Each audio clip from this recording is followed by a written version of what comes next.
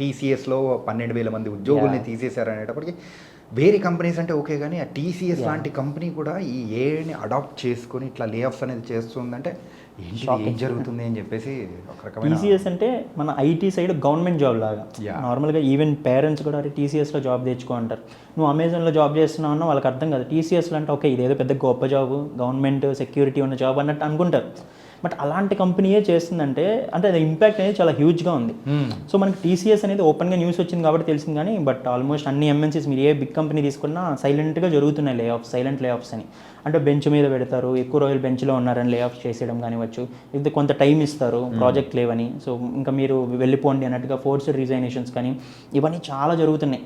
అంటే మనం ఒకసారి ఈ ట్విట్టర్, లింక్డ్ఇన్లో పోస్టులు చూస్తుంటే అప్పుడప్పుడు నాకు అనిపిస్తుంది ఓకే ఇన్ని జరుగుతున్నాయి కానీ బయటకు మాత్రం చాలా తక్కువ వస్తున్నాయి. ఇప్పుడు టీసీఎస్ అఫీషియల్గా అనౌన్స్ చేసింది, సో దట్స్ గుడ్ థింగ్. మనకు తెలిసింది 12,000 అని. కొన్ని లక్షల్లో జాబ్స్ అనేవి ఇండియాలో పోయాయి 1 year నుంచి, అవి ఎవరికి తెలియదు చాలా వరకు, అదే difference. But TCS lay off చేసింది ఏ వల్ల కాదు.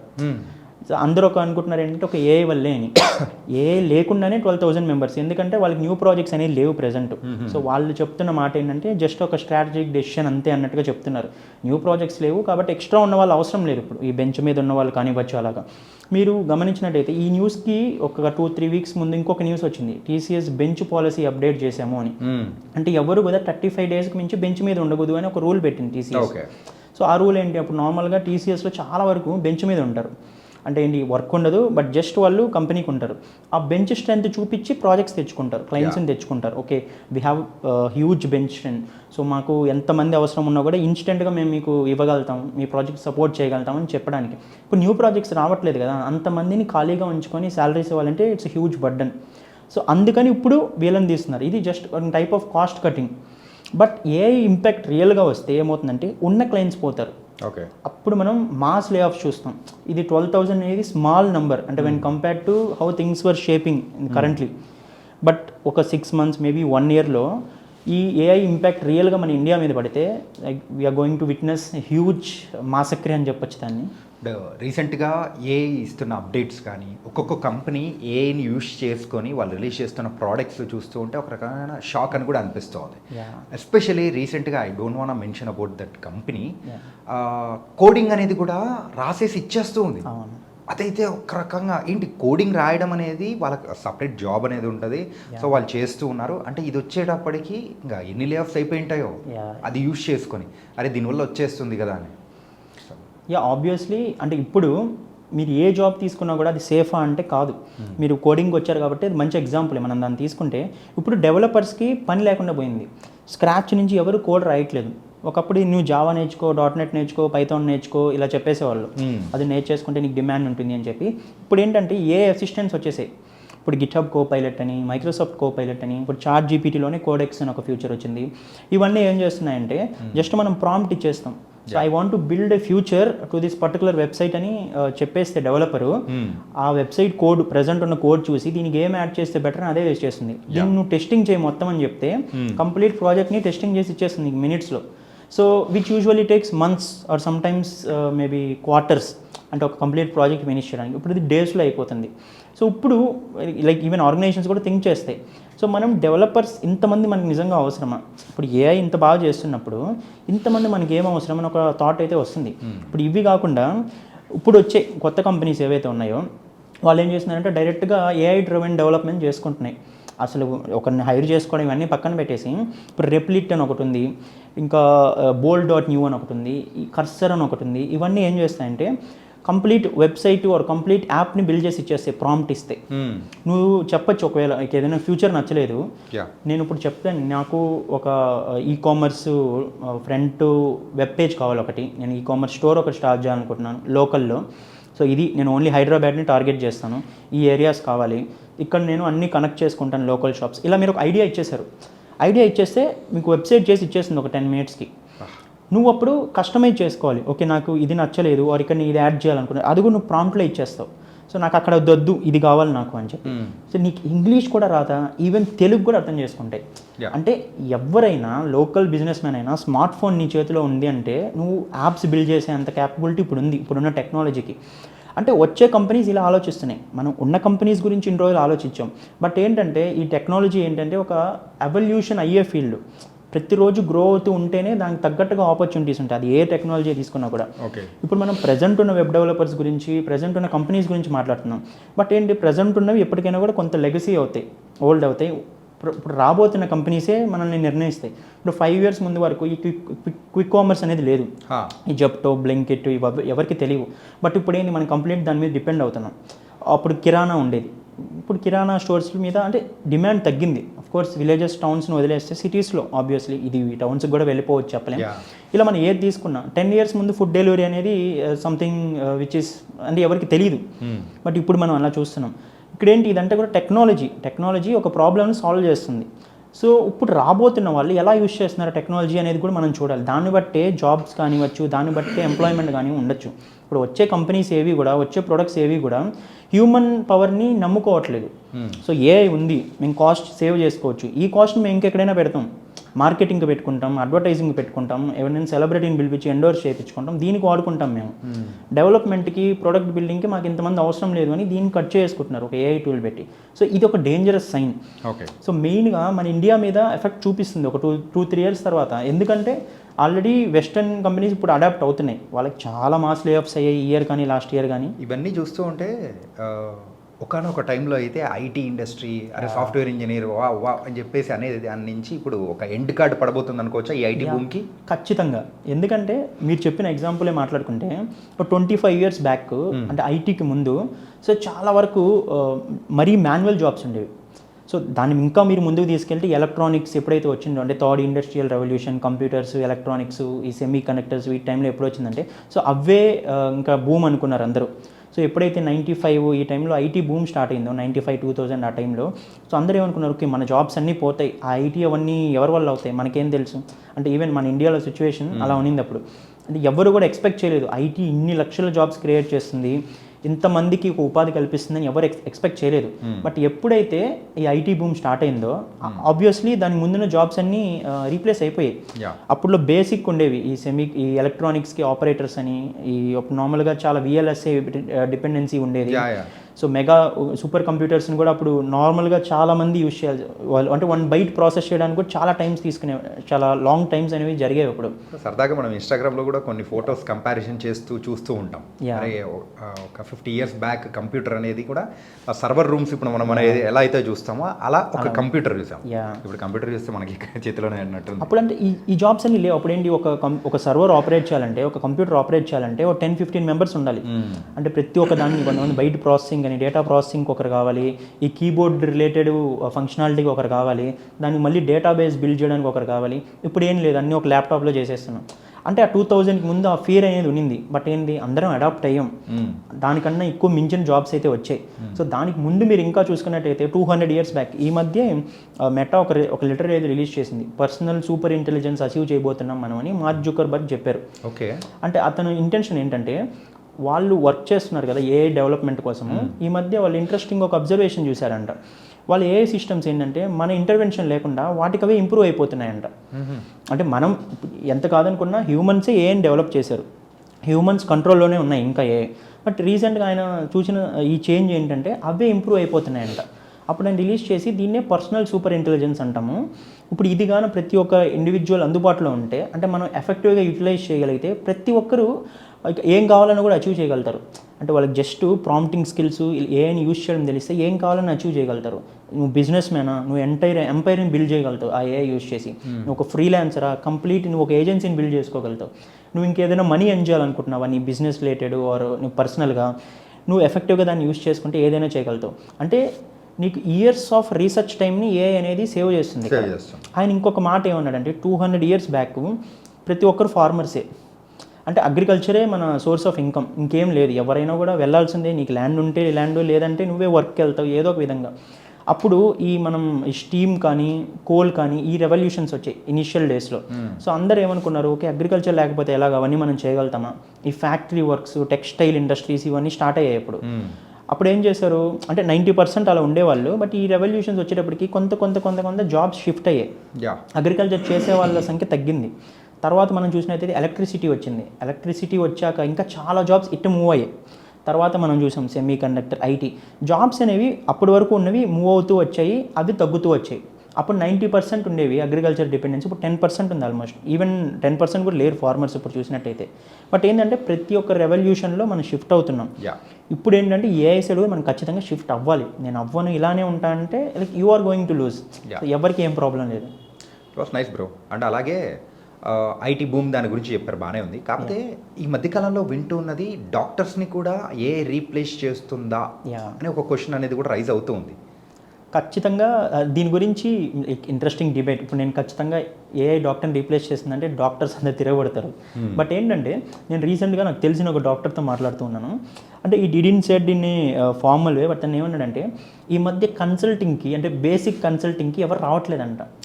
బేసిక్ కన్సల్టింగ్, ఇప్పుడు నాకు హెడేక్గా ఉంది, ఇప్పుడు నాకు ఏదైనా సిమ్టమ్స్ ఉన్నాయి, మామూలుగా మనం ఏం చేస్తాం అంటే కొంత ఎక్కువ కన్సర్నింగ్ ఉన్న వాళ్ళు హాస్పిటల్కి వెళ్ళి ముందు డాక్టర్తో చెక్ చేసుకుంటారు. బట్ ఇప్పుడు ఏంటంటే చాట్‌జీపీటీని అడుగుతున్నారు. సో నాకు 2 days నుంచి హెడేక్గా ఉంది అంటే చాట్‌జీపీటీ అడుగుతుంది ఇంకేమున్నాయి సిమ్టమ్స్, ఇలాగా అడుగుతుంది. మనం దానికి చెప్పేస్తే అదేం లేదు, నువ్వు మొన్న క్రికెట్ ఆడినట్టున్నావు, నీకు కొంచెం సన్ స్ట్రోక్ ఇలా తగులు ఉంటుంది, ఈ లెమన్ వాటర్ తీసుకో, లేకపోతే ఈ ట్యాబ్లెట్ తీసుకో, నీకు విటమిన్ డి డెఫిషియన్సీ ఉంటుంది, ఒక వీక్లీ వన్స్ ఈ ట్యాబ్లెట్ వాడి, ఇలా కంప్లీట్ ఇచ్చేసి లింక్స్ కూడా ఇచ్చేస్తుంది. సో ఏమవుతుందంటే డిపెండెన్సీ అనేది తగ్గుతుంది. ఇంకొకటి ఏం చేసేవాళ్ళంటే ఒకప్పుడు మనం ఫస్ట్ ఒక డాక్టర్ దగ్గర ఒపీనియన్ తీసుకుంటాం, అది ఎంఆర్ఐ స్కాన్ తీసుకొని ఏదో ఒకటి మనకి ఏదైనా ప్రాబ్లం ఉందంటే సెకండ్ ఒపీనియన్ కోసమని ఇంకొక డాక్టర్కి వెళ్తాం, అది ఫ్యామిలీ డాక్టర్ మనకి తెలిసిన నియరెస్ట్లో లోకల్ డాక్టర్ ఎవరో ఒకరికి. ఎందుకంటే ఒక ఇద్దరు ఒకేలా చెప్పారంటే ఓకే మనం ట్రస్ట్ చేస్తాం, ఈవెన్ వాళ్ళు ఎంత పెద్ద ప్రొఫెషనల్స్ అయినా కూడా ఈ సెకండ్ ఒపీనియన్ అనేది ఉండేది. ఇప్పుడు ఎవరు సెకండ్ ఒపీనియన్కి డాక్టర్ దగ్గరికి వెళ్ళట్లేదు, చాట్‌జీపీటీ దగ్గర. సో ఈవెన్ నేను కూడా అంటే లైక్ అంటే ఫ్యామిలీలో కొన్ని ఈ మధ్య స్కాన్స్ వాటిని జస్ట్ అప్లోడ్ చేశాను చాట్‌జీపీటీకి. అంటే డాక్టర్ కన్నా ముందు చాట్‌జీపీటీకి అప్లోడ్ చేసి అది ఏం చెప్పిందేమని నేను గుర్తుపెట్టుకుని డాక్టర్ దగ్గరికి వెళ్తే డాక్టర్ సేమ్ చెప్పారు. సో అప్పుడు ఏమవుతుంది, ఓకే చాట్‌జీపీటీ ఈజ్ రైట్ అని ఫస్ట్ అనిపిస్తుంది మనకు, డాక్టర్ ఈజ్ రైట్ తర్వాత చాట్‌జీపీటీ ఈజ్ రైట్ అని మన మైండ్లో అయితే ఫిక్స్ అవుతుంది. అప్పటి నుంచి లైక్ నేనైతే లైక్ ఏది వచ్చినా కూడా నార్మల్ ప్రాబ్లమ్స్ వచ్చినా ఏది వచ్చినా చాట్‌జీపీటీ చెప్పి ఇలా అవుతుంది నార్మలేనా. సో ఈవెన్ మా పెట్కి ఏమైనా ప్రాబ్లం వచ్చినా కూడా సో పెట్కి ఇలా అవుతుంది ఏమైనా ప్రాబ్లం ఇలా అడుగుతాను, సో అది చెప్పేస్తుంది. అంటే మనం వింటాం. ఈవెన్తో బాగా చదువుకున్న వాళ్ళు ఏం చేస్తారు, సో ఎంత చాట్‌జీపీటీ చెప్పినా డాక్టర్ దగ్గరికి వెళ్తారు, ఎందుకంటే అలాగ బ్లైండ్గా డెసిషన్స్ తీసుకోలేరు కాబట్టి ఏఐని నమ్మి. బట్ ఈ సెకండ్ ఒపీనియన్ అనేది తగ్గింది. బట్ మనం ఒక 2-3 years వెళ్ళే కొద్దీ ఏమవుతుందంటే కంప్లీట్ ఏఐ మీద డిపెండ్ అవ్వడం వల్ల ఈ చిన్న చిన్న వాటికి వెళ్ళడం అనేది ఆపేస్తాం. చిన్న చిన్న వాటికి తర్వాత అది ఏమవుతుంది పెద్ద పెద్ద వాటికి వెళ్ళడం కూడా ఆపేస్తాం. ప్రెజెంట్ అయితే సర్జరీస్ అవన్నీ డాక్టర్సే చేయాలి, ఇంకో ఆప్షన్ లేదు. బట్ ఈ కన్సల్టింగ్ ఏదైతే ఉందో అంటే నార్మల్ కన్సల్టేషన్స్ వెళ్ళేది చిన్న చిన్న ప్రాబ్లమ్స్కి అది అవసరం లేదు. ఇప్పుడు బ్లడ్ టెస్ట్ చేసుకుంటున్నాము, నేను ఇది నా ఫ్రెండ్స్ అందరిలో చూశాను. Blood test complete blood test body test ఇలా చేసుకొని ఆ రిపోర్ట్స్ని ఎవ్వరు కూడా ఇప్పుడు డాక్టర్స్ దగ్గరికి తీసుకెళ్ళట్లేదు. 9 out of 10 నేను చూసిన వాళ్ళు అప్లోడ్ చేస్తున్నారు చాట్‌జీపీటీ, నాకు ఏమేమి డెఫిషియన్సీస్ ఉన్నాయో చెప్పు, ఆ డెఫిషియన్సీ ఉంటే ఏం చేయాలో చెప్పు, ఏ ఫుడ్స్ తీసుకోవాలో చెప్పు, అంతే అయిపోతుంది. నేను ఈ మధ్య మా ఫ్రెండ్ కూడా ఒకరు నార్మల్గా విటమిన్ డికి, విటమిన్ B12కి, మెగ్నీషియంకి ఇలా అన్నిటికీ సప్లిమెంట్స్ వాడేస్తున్నారు. అది నీకు ఇవన్నీ ఎవరు చెప్పారు, నువ్వు డాక్టర్ దగ్గరికి వెళ్ళకుండా అంటే చాట్‌జీపీటీ చెప్పింది నేను వాడేస్తున్నాను. అంటే ఒక విధంగా ఇది అంటే కంప్లీట్ గుడ్ అని నేను చెప్పలేను, ఎందుకంటే we cannot trust AI blindly at least at this point. Like doctors అంటే వాళ్ళంతా చదివారు, అంత ప్రొఫెషనల్స్. బట్ ఏమవుతుందంటే ఈ మైండ్ సెట్ షిఫ్ట్ అనేది కొన్ని ఇయర్స్లో వాళ్ళకు కూడా ప్రాబ్లమ్స్ తెప్పిస్తుంది. సో డాక్టర్స్ కూడా ఇంకా దీనికి తగ్గట్టుగా అడాప్ట్ అవ్వాలి. మేబీ వాళ్ళు ఏఐ యూస్ చేసుకొని ఇంకేమన్నా సోర్సెస్ కానీ ఇంకేమన్నా మేబీ వాళ్ళు they should try making income through AI, ఇలా కూడా వాళ్ళు ప్లాన్ చేసుకోవాలి. ఇంకా కన్సల్టేషన్ ఇవన్నీ ఏంటంటే 2-3 yearsలో మార్కెట్ మారిపోతుంది. ఇప్పుడు ఇలాంటివి యూస్ చేసి కంప్లీట్గా కన్సల్టేషన్ యాప్స్ కూడా వచ్చేస్తాయి ఇంకా ఫ్యూచర్లో, డాక్టర్ ఏఐ అని ఇలాగా. కాబట్టి ఎవ్రీవన్ ఈజ్ ఇన్ డేంజర్. అలాగే అడ్వర్టైజింగ్ ఇండస్ట్రీలో కూడా ఎంత రెవల్యూషన్ తీసుకొని వస్తుందో రీసెంట్ టైమ్స్లో మనం చూస్తూ ఉన్నాం. సో ఇప్పుడు ప్రజెంట్ ఉన్న సిచ్యువేషన్ కానీ ఈ అడ్వర్టైజింగ్ ఇండస్ట్రీకి కూడా ఏమైనా దెబ్బ అనుకోవచ్చా? ఖచ్చితంగా అండి, ఎందుకంటే అడ్వర్టైజింగ్ అనేది ఇప్పుడు one of the key component బడ్జెట్లో. ఏ కంపెనీకైనా ఏదైనా ప్రోడక్ట్ లాంచ్ చేస్తున్నావు అంటే ఫస్ట్ ఆలోచించేది ఏంటంటే ఎంత బడ్జెట్ అడ్వర్టైజింగ్కి పెట్టాలి అని. ఆబ్వియస్లీ నీది ఎంత high quality top notch product అయినా పూర్ అడ్వర్టైజింగ్ ఉందంటే ఇట్ విల్ నాట్ వర్క్. ఇప్పుడు అడ్వర్టైజింగ్కి మామూలుగా మనం ప్రొడక్షన్ కానివ్వచ్చు, డబ్బింగ్ కానివ్వచ్చు, ఆర్ యాక్టింగ్కి కానివ్వచ్చు, మేబీ సమ్ ఇన్ఫ్లుయెన్సర్ని పిలవడానికి కానివ్వచ్చు, నీకు it will cost a lot. But ఇప్పుడు ఏంటంటే ఈ కొన్ని ఉన్నాయి రన్వే ఎంఎల్ అని, VO3 అని, నీకు ఇన్స్టెంట్గా యాడ్స్ ఇచ్చేస్తుంది. నువ్వు ప్రాంప్ట్ ఇచ్చావు, దాంట్లో ఎవరు కనిపించాలని చెప్పినా కూడా అది కూడా ఇచ్చేసి నీకు యాడ్ ఇచ్చేస్తుంది కంప్లీట్గా. కొన్ని crores పెట్టి తీసేవి నీకు 2000 rupees మంత్లీ సబ్స్క్రిప్షన్తో నువ్వు క్రియేట్ చేయగలుగుతున్నావు విత్ ఆడియో కూడా. So it's something that we have never imagine. 1 year back మీరు అడిగితే ఇంత అడ్వాన్స్డ్గా ఉంటుందని ఎవ్వరు కూడా ఎస్ అనరు. బట్ ఇప్పుడు అలా ఉంది సిచ్యువేషన్. ఖచ్చితంగా అడ్వర్టైజింగ్ ఇండస్ట్రీకి ఒక దెబ్బే. బట్ ఏంటంటే ఎఫెక్టివ్గా యూజ్ చేసుకుంటే బ్రాండ్స్కి ఇది చాలా ప్లస్. బ్రాండ్స్కి క్లయింట్స్ ఎవరైతే ఉంటారో వాళ్ళకు ఫాస్ట్గా, దాంతోపాటు ఒక క్వాలిటీ, అంటే ఇందులో కూడా క్వాలిటీ ఉంటుంది బట్ కాకపోతే అక్కడ అయితే కొంచెం వేరే క్వాలిటీ అనేది కూడా బట్ మనం అచీవ్ చేయగలుగుతాం. ఎందుకంటే 6 months ముందు 1 year ముందు మనం ఏమి ఎక్స్పెక్ట్ చేయండి ఇప్పుడు మనం చూసాం కాబట్టి ఈ క్వాలిటీ కానివ్వచ్చు, ఈ యాక్యురసీ కానివ్వచ్చు, అది కూడా ఇంకో 6 monthsలో మనం చూడొచ్చు ఆబ్వియస్లీ.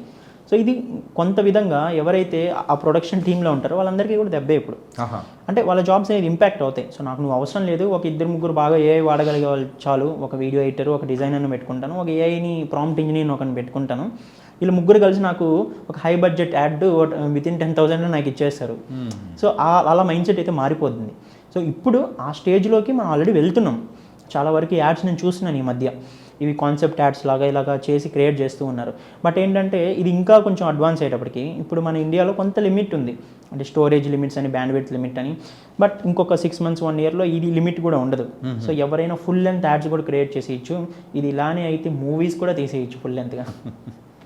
ఓకే, అండ్ ఈ ఏఐ గురించి ఇంతగా చెప్పారు కదా బ్రో, మరి అయితే సో ఏఐలో మీరు క్రియేట్ చేసిన యాడ్స్ కానీ ఏదైనా ఉంటే కాస్త చూపించగలుగుతారా? యా షూర్ అండి. ఓకే, సో మనం ఇది గూగుల్ VO3 అని ఒక రీసెంట్ టూల్ అయితే వచ్చింది, వీడియో క్రియేషన్ టూల్. ఈ టూల్ ఏం చేస్తుందంటే మనం జస్ట్ ప్రాంప్ట్ ఇస్తే దానికి తగ్గట్టుగా వీడియో ఇచ్చేస్తుంది విత్ ఆడియో. సో ఇదే దీనిలో స్పెషాలిటీ. ఇండియాలో రీసెంట్గానే ఇదైతే అనౌన్స్ చేశారు. జెమినీ ప్రో ఎవరి దగ్గర అయితే ఉంటుందో వాళ్ళందరూ కూడా దీన్ని యూజ్ చేయొచ్చు. సో మీరు కనుక స్టూడెంట్గానైతే నార్మల్గా జెమినీ ప్రోని 1 year ఫ్రీగా కూడా ఇస్తుంది, ఎవరైనా కూడా వాళ్ళ ఐడెంటిటీ వెరిఫై చేసుకొని అయితే చేయొచ్చు. బట్ నేనైతే ఇప్పుడు జెమినీ ప్రో ఓపెన్ చేస్తున్నాను. ఇక్కడ నేను వీడియోని సెలెక్ట్ చేసుకొని, అంటే మన దగ్గర ఏదైనా ఒక ఐడియా ఉంది, ఒక యాడ్ క్రియేట్ చేయాలనుకుంటున్నాం, సో ఎలా చేయొచ్చు అని నేను మీకు చూపిస్తాను. నేను ఒక ప్రాంప్ట్ అయితే కాపీ చేసుకున్నాను. ఇప్పుడు నేను స్విగ్గీకి ఒక న్యూ ప్రోడక్ట్ ఒక లాంచ్ చేయాలనుకుందాం. నేను దానికి ఒక యాడ్ క్రియేట్ చేస్తున్నాను. అదేంటంటే Swiggy for dogs. Stray dogs ఉంటాయి కదా, వాటికి ఫుడ్ డెలివరీ అనేది స్విగ్గీ అనేది లాంచ్ చేసింది అనుకుందాం జస్ట్ ఇమాజినరీగా. సో దానికి నాకు ఒక యాడ్ కావాలి. నేను ఏమని అడిగాను, an advertising campaign for Swiggy for it's newly launched Swiggy for dogs. అంటే నేను ఏమని అడుగుతున్నానంటే స్విగ్గీ ఫర్ డాగ్స్ అనే ఒక క్యాంపెయిన్కి నాకు యాడ్ కావాలి. అక్కడ ఒక డెలివరీ పర్సన్ స్విగ్గీ యూనిఫామ్ వేసుకొని గ్రూప్ ఆఫ్ డాగ్స్కి ఫుడ్ అనేది డెలివరీ చేస్తుంటారు. ఇది నేను చెప్పాను, ప్రాంప్ట్ ఇచ్చాను. అండ్ లాస్ట్లో ఏం చెప్పాలి ఆ డెలివరీ పర్సన్, అంటే now you can order food for the stray dogs through Swiggy, use coupon dog100 to receive 50% of. ఇదైతే నేను ఇచ్చాను ప్రాంప్ట్. మనం ప్రాంప్ట్ ఇచ్చాక లైక్ జస్ట్ ఒక 1 minute మనకి యాడ్ అనేది ఇచ్చేస్తుంది. మనం చూద్దాము, ఇది లోడ్ అయితే అవుతుంది. అంటే ఇది ఏమవుతుందంటే మనం ఎలాంటి ప్రాంప్ట్ ఇచ్చినా దానికి ఆడియో యాడ్ చేస్తుంది, వీడియో యాడ్ చేస్తుంది. ఇది డిపెండ్స్ ఆన్ యువర్ ప్రాంప్ట్. మనం ఇంకా కన్ఫైన్ చేసుకొని బాగా ప్రాంప్ట్ ఇవ్వగలిగితే ఇంకా ఎఫెక్టివ్గా కూడా ఇస్తుంది. అయితే రీఫ్రెష్ చేస్తున్నాను. సో మన యాడ్ అయితే ఇది ఒకసారి ప్లే చేద్దాం.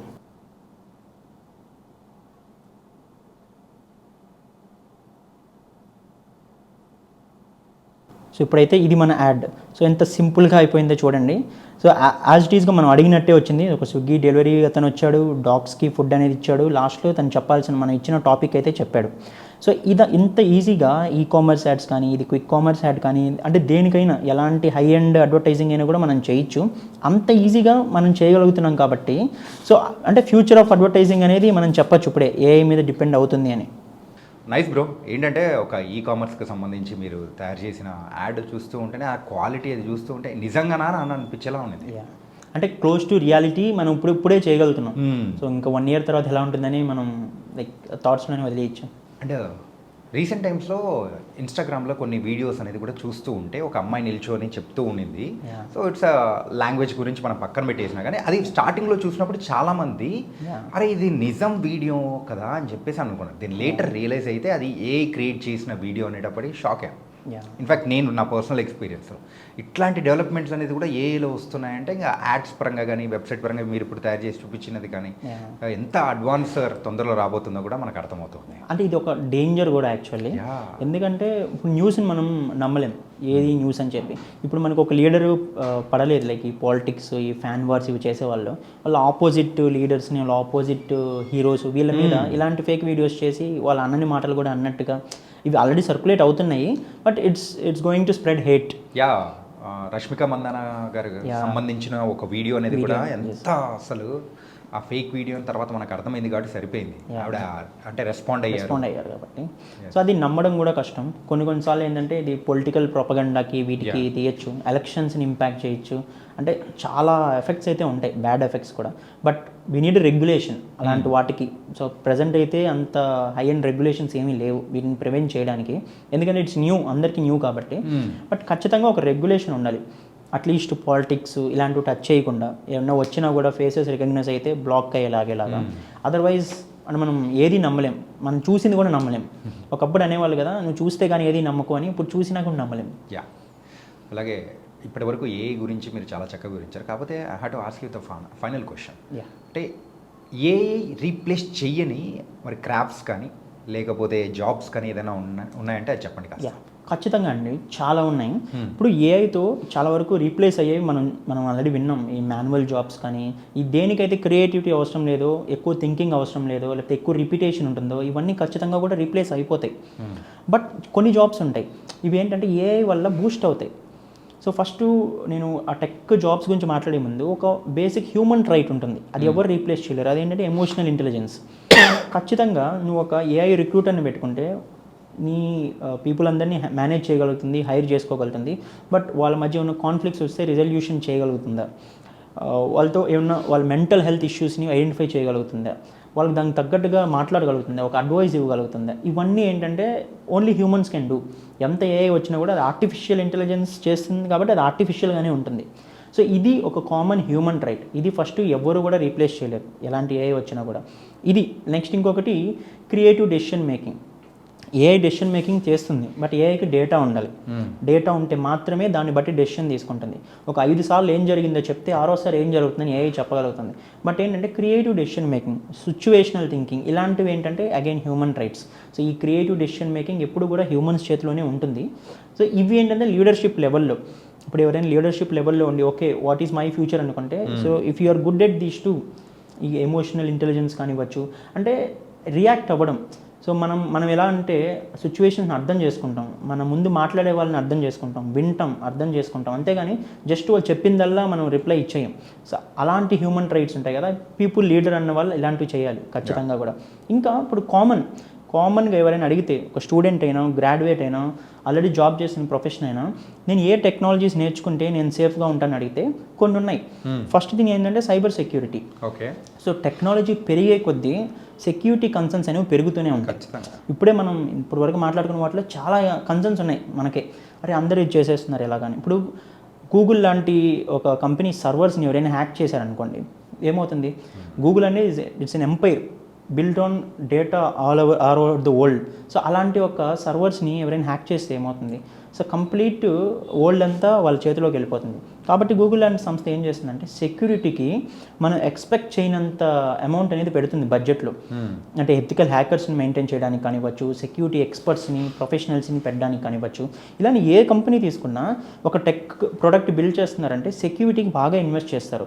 ఎందుకంటే వాళ్ళు ఎంత సెక్యూర్డ్గా ఉంటే అప్పుడు మాత్రమే వాళ్ళది విధానం చేయగలుగుతారు. అంటే వెళ్ళే కొద్దీ నీకేమైనా సెక్యూరిటీ ఫాల్ట్స్ ఉన్నాయి, ఎవరైనా ఈజీగా నిన్ను కాంప్రమైజ్ చేస్తున్నారంటే నువ్వు ఎంత బిల్డ్ చేసుకున్నా, ఎంత ఎంపైర్ బిల్డ్ చేసుకున్నా సెకండ్స్లో అయిపోతుంది.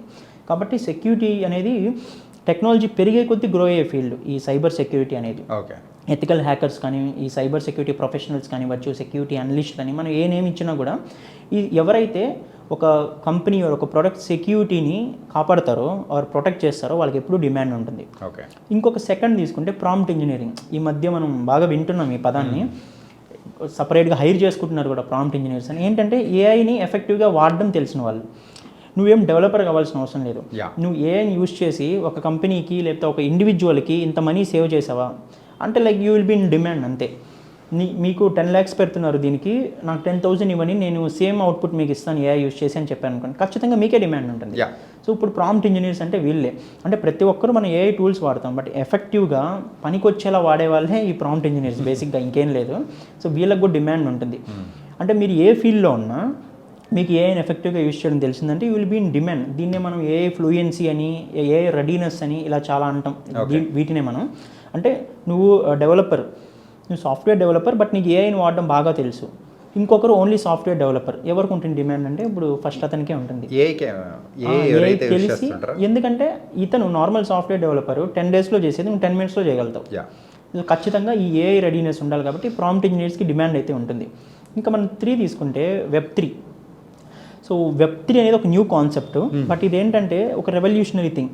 మనం వెబ్1 వెబ్2 అనేది చూసాం. వెబ్1 అంటే ఇనీషియల్ డేస్లో ఉండే ఇంటర్నెట్, ఓన్లీ వికీపీడియా ఇలాంటి ఉండేది, ఓన్లీ రీడ్ ఓన్లీ. మన ఇంటర్నెట్ని ఇన్ఫర్మేషన్ కోసం చూస్తాం అంతే, మనం ఇంటరాక్ట్ అవ్వలేం, ఏం చేయలేం. తర్వాత వెబ్2 వచ్చింది. వెబ్2 అంటే మనం సోషల్ మీడియాని ఎగ్జాంపుల్గా తీసుకోవచ్చు. మనం కూడా ఇంటరాక్ట్ అవ్వచ్చు, మనం పోస్ట్ చేయొచ్చు, అంటే మనం ఇచ్చే కంటెంట్ కూడా తీసుకుంటుంది. అంటే ఇక్కడ డేటాబేస్ అనేది ఒకటి యాడ్ అయింది. ఇది వెబ్2. ఇప్పటి వరకు మనం అందరం కూడా వెబ్2లోనే ఉన్నాం. వెబ్3 ఏమవుతుంది, నీకు ఇంకొకరి మీద డిపెండెన్సీ ఉండదు. ఇప్పుడు నువ్వు సోషల్ మీడియా వాడుతున్నాం, మనం ఇప్పుడు మన ఇన్స్టాగ్రామ్ వాడుతున్నాం, మన కంటెంట్ పోస్ట్ చేస్తున్నాం. సో మన కంటెంట్ అంటే ఎవరి దగ్గర ఉంటుంది, ఇన్స్టాగ్రామ్ సర్వర్స్లో ఉంటుంది. దాని మీద నీకు హక్కు ఉంటుందంటే ఉండదు. సో ఇంకొక థర్డ్ పార్టీ నీ దాన్ని మెయింటైన్ చేస్తారు, నీ డేటాని మెయింటైన్ చేస్తారు. దీంట్లోనే మనకు సెక్యూరిటీ ఇష్యూస్ ఎక్కువ ఉంటాయి. బట్ ఈ వెబ్3 అనేది ఏంటంటే ఒక థర్డ్ లేయర్ ఉంటుంది.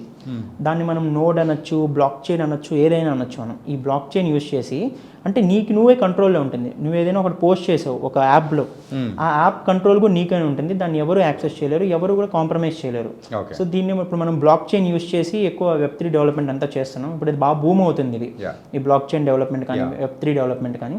సో దీని మీద ఫోకస్ చేస్తే దీనికి కూడా కొన్ని ఉన్నాయి. ఇప్పుడు మనం ఎథీరియం అని ఇలాంటివి వింటుంటాం. సో ఇవన్నీ కూడా బ్లాక్ చైన్లో ఎలిమెంట్స్ ఇవి.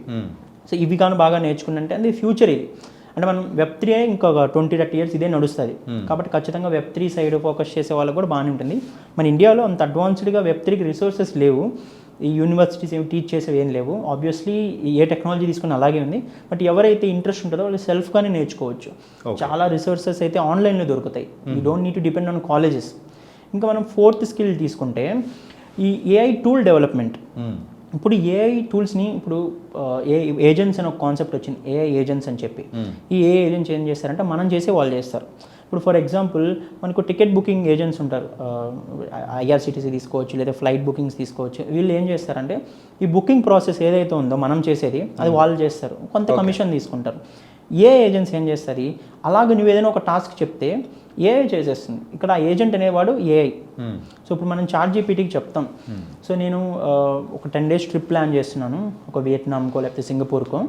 నాకు నువ్వు టికెట్స్ బుక్ చేసి, హోటల్స్ బుక్ చేసి, అవన్నీ కన్ఫర్మేషన్ నాకు ఇచ్చేసి అని చెప్తావు. ఇక్కడ ఏంటి, ఇక నువ్వు నార్మల్గా నువ్వు మాన్యువల్గా చేయాలంటే చాలా రీసెర్చ్ చేయాలి. యూట్యూబ్ వీడియోస్ చూస్తాం, ఏది బెస్ట్ ఇది అని చెప్పి. గూగుల్లో చాలా చూస్తాము, ఈ ట్రిప్ అడ్వైజర్ అని ఇవన్నీ చూస్తాం. ఇవన్నీ చూసి కూడా మనం మళ్ళీ ఫ్రెండ్స్ ఒపీనియన్ అడుగుతాం ఎవరైనా వెళ్ళిన వాళ్ళని. బట్ ఏఐకి చెప్తే ఏమవుతుందంటే అవి ఏం నువ్వు చేయవు, నీ రీసెర్చ్ అంతా 1 minute చేసేసి ఈ ఫ్లైట్ బుక్ చేసుకో, ఆ రోజుకి ఫాస్ట్గా వెళ్తుంది, చీపెస్ట్ కూడా ఇదే, జస్ట్ నీ క్రెడిట్ కార్డ్ డీటెయిల్స్ ఎంటర్ చేయి, నువ్వు డీటెయిల్స్ ఎంటర్ చేసి ఫ్లైట్ బుక్ చేసి నీకు టికెట్ ఇచ్చేస్తుంది. తర్వాత హోటల్ నాకు బెస్ట్ కావాలి, నాకు బీచ్ వ్యూ ఉండాలి, బాల్కనీ నుంచి మంచి వ్యూ ఉండాలి, ఇలా అన్నీ చెప్తావు.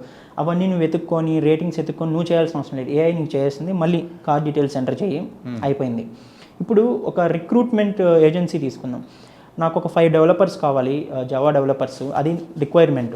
నార్మల్గా అయితే నేను ఒక 2 or 3 HR టీమ్ని హైర్ చేసుకుంటాను. వాళ్ళు లింక్డ్ఇన్లో, నౌకరీలో అంతా పోస్ట్ చేస్తారు, ఒక thousands of క్యాండిడేట్స్ వస్తారు, వాళ్ళు మళ్ళీ ఫిల్టర్ చేయాలి, స్క్రీనింగ్ టెక్స్ట్ పెట్టాలి, తర్వాత ఇంటర్వ్యూస్ పిలవాలి. అది ఒక 1 month లాంగ్ ప్రాసెస్. నేను ఏఐని అడుగుతాను, నువ్వు లింక్డ్ఇన్లో, నౌకరీలో యూస్ చేసి, లేదా లింక్డ్ఇన్లో అందరూ ప్రొఫైల్స్ ఉంటాయి కదా, లింక్డ్ఇన్ యూస్ చేసి నాకు 5 బెస్ట్ జావా డెవలపర్స్ ఇవ్వు, వాళ్ళకి ఈ స్కిల్స్ ఉండాలి, వాళ్ళ ఎక్స్పీరియన్స్ మినిమం ఇంత ఉండాలి, వాళ్ళు యాక్టివ్గా ఉండాలి లింక్డ్ఇన్లో. ఇవన్నీ నువ్వు కొన్ని రిక్వైర్మెంట్స్ ఇచ్చేస్తే ఇవేమి ఉండవు, నీకు 5 డెవలపర్స్ ఇచ్చేస్తుంది వాళ్ళ ప్రొఫైల్స్తో పాటు. డైరెక్ట్గా వాళ్ళని రీచ్ అవ్వు, వాళ్ళని ఇంటర్వ్యూ చేయి, అయిపోతుంది అంటుంది. సో ఇది ఏజెంట్కి ఏఐ పవర్. ఇది ఇలాంటి ఏఐ ఏజెంట్స్ బిల్డ్ చేసే వాళ్ళకి కూడా ఇప్పుడు చాలా పవర్ అయితే ఉంది. సో అంటే ఏఐ ఉన్న యూఐని యూస్ చేసి, ChatGPT అయినా, జెమినీ అయినా, మనం ఇలాంటి ఏజెంట్స్ కస్టమైజ్డ్గా కంపెనీకి ఏమైనా బిల్డ్ చేసి ఇస్తూ ఉంటే like it's going to be in demand again. Present బాగా రైజ్ అవుతుంది ఇది కూడా. ఇంకా 5th తీసుకుంటే digital marketing with AI. So digital marketing మన అందరికీ తెలుసు, అంటే how we portray brand to the public through digital platforms. Social media కానివ్వచ్చు, వెబ్సైట్స్, SEO కానివ్వచ్చు, ఇవన్నీ యూస్ చేసి మనం ఎలా ఒక బ్రాండ్ని పోర్ట్రే చేస్తామని. ఇప్పుడు ఇవే కన్నా ఏఐని హెల్ప్ తీసుకుంటే అది అడ్వర్టైజింగ్ కానివ్వచ్చు, మనం ఇందాక మాట్లాడినాం చాలా వరకు, అడ్వర్టైజింగ్ కానివ్వచ్చు, వెబ్సైట్ కంటెంట్ కానివ్వచ్చు, వీడియో క్రియేషన్కి, యాడ్ క్రియేషన్కి, అని దేనికైనా కూడా హెల్ప్ తీసుకుంటే రీసెర్చ్ కానివ్వచ్చు, ఈవెన్ మన కాంపిటేటివ్ రీసెర్చ్ అని ఇవన్నీ ఉంటాయి డిజిటల్ మార్కెటింగ్లో. ఏ హెల్ప్ తీసుకుంటే ఖచ్చితంగా ఇది చాలా స్పీడప్ అవుతుంది. అండ్ ఏంటంటే ప్రతి ఒక్కరు కూడా డిజిటల్ మార్కెటింగ్ ఇన్వెస్ట్ చేస్తారు ఎక్కువ ఇప్పుడు, ఎందుకంటే డెవలప్మెంట్కి తగ్గిపోతుంది. అంటే ఏఐ చేసేస్తుంది కాబట్టి నాకు అడ్వర్టైజింగ్కి మార్కెటింగ్కి ఎక్కువ కావాలి.